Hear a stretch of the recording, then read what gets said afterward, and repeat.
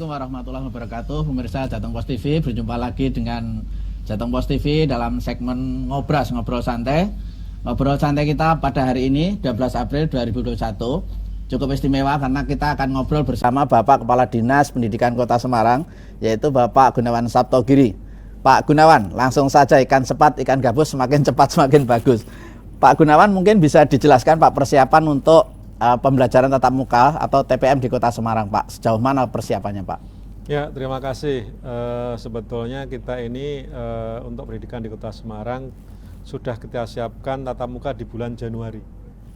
Sehingga sekolah swasta, negeri kita kumpulkan dan semua sudah siap. Tapi di akhir bulan Desember itu ternyata COVID di Kota Semarang meningkat. Banyak kepala sekolah kita yang terkena, guru kita yang terkena, sehingga kita calling down di Januari tidak jadi tatap muka. Alhamdulillah dari Pak Gubernur dengan Dinas Pendidikan Provinsi Jawa Tengah melakukan uji coba dimulai tanggal 5 April selama 2 minggu. Nah, ini sudah jalan 2 minggu ya, Pak ya? Baru 1 minggu. Baru satu minggu, tanggal 5 April ya? Ya, 5 April dah. Nah, ini dimulai sebetulnya kalau Kota Semarang satu sekolah, yaitu SMP 5. Tapi Pak Wali menghendaki karena kita ini Kota Semarang, jangan cuma satu sekolah. Akhirnya kita tambah, untuk SMP-nya kita tambah SMP 2, kemudian SD-nya SD Pekunden, dan SD Lamper Kidul 02. Ada 4 sekolah ya? Ada 4 sekolah. Alhamdulillah perjalanan selama 1 minggu ini aman-aman, lancar semua. Memang ini ada evaluasi dari Dinas Kesehatan yang sidak ke semua sekolah yang uji coba ini. Alhamdulillah kalau di Kota Semarang untuk SD SMP ini ya kemarin aman-aman saja, dan kita berharap ke depan juga begitu. Yang paling penting dalam uji coba ini kan maksimal itu 3 hari, 1 minggu. Kemudian perharinya maksimal 4 jam pelajaran. Tidak ada istirahat, tidak ada kantin buka. Anak begitu datang ditermogan dulu, cuci tangan, masuk ruang kelas sesuai dengan tempat duduknya, dan itu sudah jaga jarak. Artinya apa? Satu ruangan cuman 50%-nya. Kalau SD ini biasanya 28 ya 14, kalau SMP biasanya 36 ya berarti sekitar 18, itu begitu. Kemudian di sekolah protokol kesehatan harus dilakukan secara ketat. Ini harus ada pemantauan, sehingga setiap sekolah yang melakukan uji coba harus membentuk Satgas COVID. Nah itu begitu. Kemudian Satgas COVID ini yang akan memberikan teguran, mencatat, melaporkan dan sebagainya. Tapi selama 2 minggu ini aman-aman saja, guru juga mematuhi protokol kesehatan dengan baik, siswa pun juga demikian. Kemudian dalam memberikan materi pembelajaran ini sekarang guru-guru di Kota Semarang sudah canggih, yang meskipun awal-awalnya daring itu mengalami kesulitan, berjalan 2-3 bulan ini sudah luar biasa. Terpaksa, sekarang sudah terbiasa bahkan ya, sudah melakukan inovasi-inovasi. Biasanya itu yang daring ya? Daring, misalnya dulu dari Zoom, kemudian Google Classroom, Microsoft 365, sampai ke Learning Management System, dan sekarang ini pun ditingkatkan di tatap muka. Sehingga pada waktu melakukan pembelajaran tatap muka ini, yang di rumah itu bisa mengikuti. Sehingga guru tidak harus menyampaikan materi pembelajaran 2 kali. Itu begitu. Nah, ini luar biasa. Mudah-mudahan kalau ini nanti aman-aman, 2 minggu akan kita tambah. Paling tidak setiap kecamatan ada 1 atau 2 sekolah. Bahkan kalau memungkinkan ada yang sekolah swastanya, begitu. Ditambah yang tatap muka yang ya, selama uji coba ini ya. Iya. Termasuk swastanya ya. Termasuk swastanya. Oke Pak Gun, kira-kira dari analisa secara umum itu kita Juli sudah siap seluruhnya untuk tatap muka harus di Semarang? Harus siap. Sebenarnya kita menyiapkan mulai Januari. Jadi Januari itu sebenarnya sudah siap. Nah, sekarang ini dengan uji coba kita bisa menjadi role model. Ibaratnya sekolah-sekolah yang lain mengikuti kayak gini. Tapi memang tidak sama antara sekolah satu dan sekolah yang lainnya. Karena jumlah siswa juga beda, jumlah kelasnya juga beda, luas halaman juga beda, sehingga SOP itu dibuat oleh kepala sekolah masing-masing. Oh. Tapi pada prinsipnya protokol kesehatan harus dilakukan secara ketat. Kemudian untuk awal-awal pembelajaran yang disampaikan adalah materi COVID dulu. Oh, materi COVID ya. Materi COVID jangan dulu. langsung Jangan pelajarannya langsung ya. Jadi diajarin COVID dulu. Gitu. Sehingga dia tahu betul bagaimana dia di rumah, ke sekolah, di sekolah sampai pulang. Ya. Ibaratnya protokol kesehatan dia bisa melakukan dengan baik. Itu yang terpenting. Kemudian yang kedua, kita sampaikan kepada guru-guru, setelah materi COVID harus ada penguatan karakter.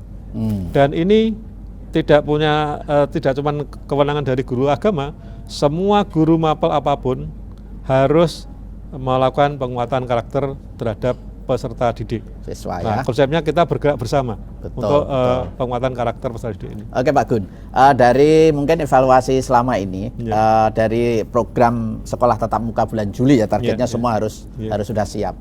Itu dari pihak orang tua kira-kira setuju semua atau mungkin masih ada juga yang tidak setuju, Pak? Ya, ini kita kan sudah memberikan belangko kepada orang tua. Memang dari awal-awal sebelum Januari pun juga variatif. Kemudian ini melakukan uji coba, masih ada sekitar 15-20% itu orang tua yang belum setuju. Pada prinsipnya persetujuan orang tua adalah mutlak. Artinya kalau orang tua tidak atau belum setuju, ya tidak boleh dipaksa untuk tatap muka. Oke. Kemudian dengan berjalannya uji coba ini, ternyata yang tadinya orang tua ini yang belum setuju, baru berjalan uji coba 2 hari, langsung anaknya suruh ikut. Diizinkan? Diizinkan. Oh, Nah, itu. ya, Makanya kan kita harapkan nanti sampai Juli, kita harapkan semua orang tua sudah menyetujui itu. Sudah mengizinkan anak. Dengan catatan dia melihat, pada waktu uji coba ternyata begitu berjalan dengan baik. Akhirnya dia yang tadinya belum setuju akhirnya bisa tidak setuju. perlu khawatir Tidak perlu berlebihan khawatir, ya. iya, Karena anak di rumah juga menjadi masalah buat orang tuanya betul, ya. betul, orang tua betul. nggak mampu mendidik, kenyataannya Betul, kan betul, begitu. iya. Oke Pak Gun, mungkin perlu disampaikan kepada masyarakat Kota Semarang atau mungkin orang tua ya khususnya, atau mungkin juga masyarakat guru, teknis checklist kesehatannya ini untuk tatap muka seperti apa? Guru harus bagaimana proses dari awalnya, orang tua yang mengantar bagaimana, siswa bagaimana Pak? Secara teknis Pak. Ya, begini. Yang pertama kita harapkan kalau dari rumah ada yang mengantar ke sekolah. Oke. Itu begitu. Kalau toh naik angkutan umum, itu pun kita sudah kerjasama dengan Dinas Perhubungan. Angkutan umum pun juga melakukan protokol kesehatan secara ketat. Oh. Itu begitu. Kemudian mengantar ya sudah sampai depan sekolah. Begitu mau masuk sekolah, termogan dulu. Oke. Kalau terlalu tinggi ya bisa aja, misal sakit pulang aja nggak apa-apa. Oh.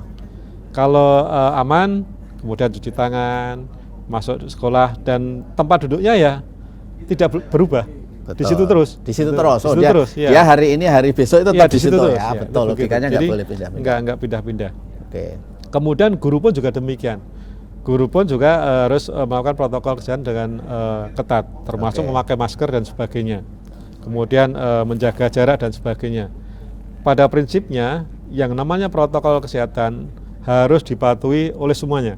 Betul. Yang entah itu kepala sekolah, guru, tendik, dan peserta didik. Betul, betul. Untuk yang awal-awal ini memang kita baru negeri dulu, yang alhamdulillah sudah divaksin semua. Oke. Kalau toh ada satu sekolah ini ada 1-2 yang belum tervaksin karena misalnya yang perempuan karena hamil. Oke. Ada ini penyakit yang memang dia tidak boleh divaksin, itu begitu. Tapi sebagian besar sudah divaksin semua. Oke, jadi secara teknis checklist kesehatan udah ada aturannya ya. Semuanya harus taat pada protokol kesehatan, intinya itu ya. Kita selalu bekerja sama dengan Dinas Kesehatan. Oke. Sekolah pun juga koordinasi dengan puskesmas setempat. Iya, di antaranya mungkin jangan terlalu, maaf ya, mungkin kalau bisa memang puskesmas tidak terlalu jauh dari sekolah, kalau ada apa-apa cepat juga ke situ ya. Itu secara kesehatan juga begitu. Oke Pak Gun,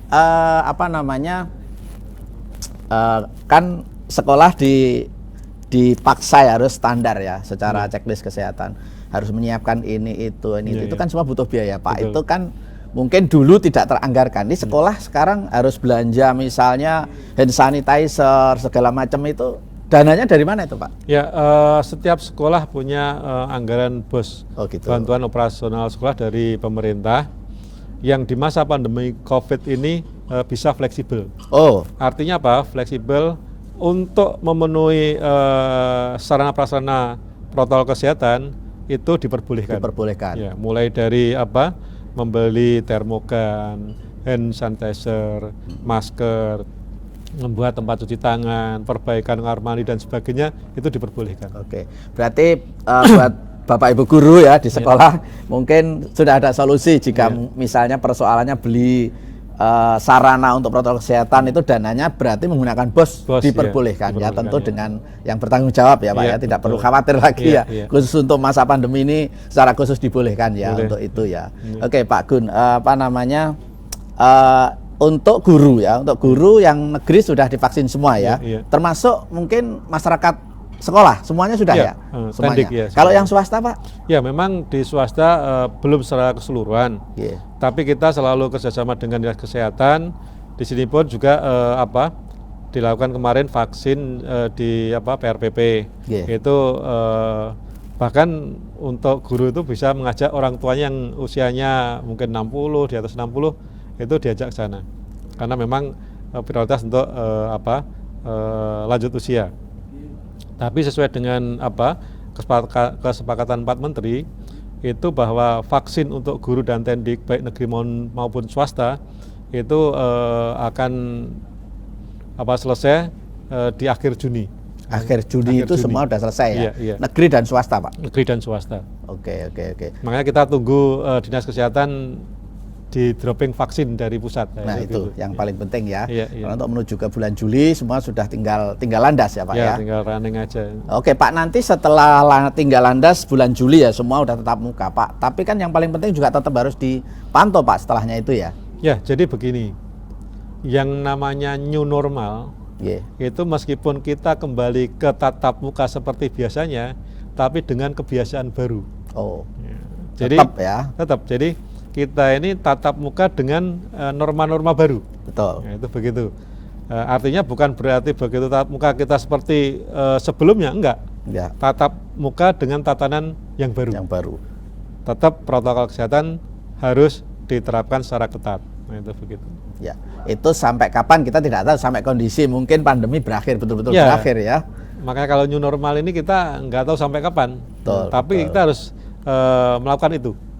Betul. Oke Pak Gun, kalau di Kota Semarang itu sebenarnya secara kesehatan ya, mungkin dari evaluasi kesehatan kita itu memang sebetulnya Juli itu betul-betul sudah jadi kesehatan Pak dari kondisi pandemi yang ada. Kita memang betul-betul ada siap atau bagaimana itu kira-kira? Kondisi pandemi kita kan masih. Jadi gini, kalau kita bicara tren mulai Januari sampai April ini data dari Dinas Kesehatan, yang sekitar Januari itu yang penderita COVID itu sekitar 1.900.000-an.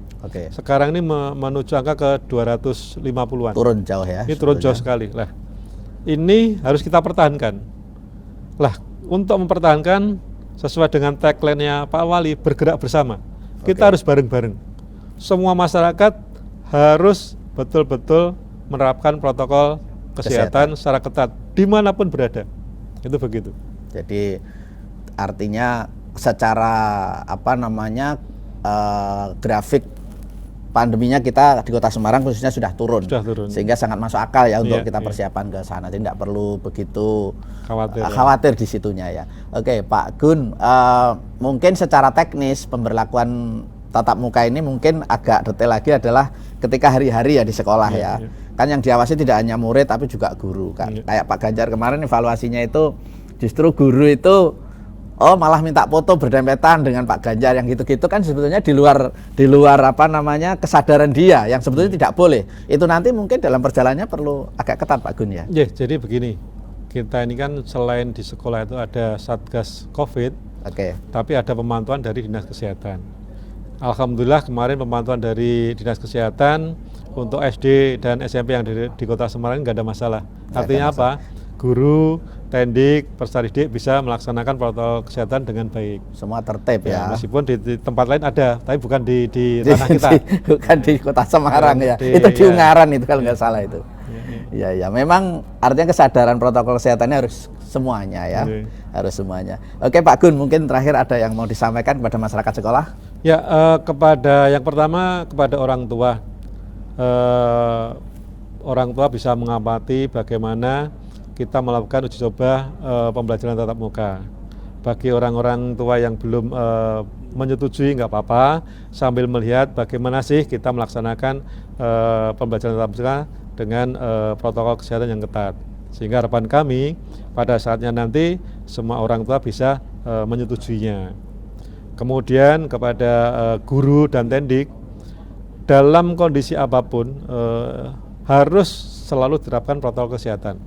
Jadi jangan sampai yang namanya guru ini justru misalnya tidak membawa masker, tidak memakai masker, kemudian tidak menjaga jarak, itu jangan. Kita menyuruh peserta didik kita untuk menerapkan protokol kesehatan secara ketat, kita pun juga harus demikian. Kemudian kita harapkan juga bantuan semua pihak, baik ini orang tua, paguyuban orang tua, komite sekolah, peserta didik, termasuk kepala sekolah, ayo bareng-bareng kita mensukseskan pembelajaran tatap muka ini. Insya Allah kalau ini kita laksanakan dengan baik, dengan tagline bergerak bersama, mungkin sebelum bulan Juli, mungkin Juni ini, kita harapkan sekolah yang ada di Kota Semarang, baik negeri maupun swasta, sudah melakukan pembelajaran tatap muka. Bulan Juni, sebelum Juli ya? Iya. Okay. Harapan kita begitu. Amin, terima kasih Pak Gun. Ini satu penjelasan yang mesti harus kita pahami bersama ya, masyarakat sekolah dan orang tua, bahwa Dinas Pendidikan Kota Semarang, Bapak Gunawan Sabtogiri sudah menyampaikan bahwa sebetulnya secara perkembangan COVID juga di Kota Semarang sudah menurun banyak. Terus kemudian persiapan tatap muka juga sudah dilalui dengan baik ya. Tidak ada masalah dari evaluasi 1 minggu ini. Kemudian yang paling penting Pak Gun, menurut saya memang anak terlalu lama di sekolah ini juga menjadi masalah buat orang tua, dan kenyataannya orang tua juga kewalahan mendidik anaknya. Ada penurunan karakter peserta didik. Betul. Jadi disinilah COVID ini mengajari kita bahwa anak memang harus sekolah.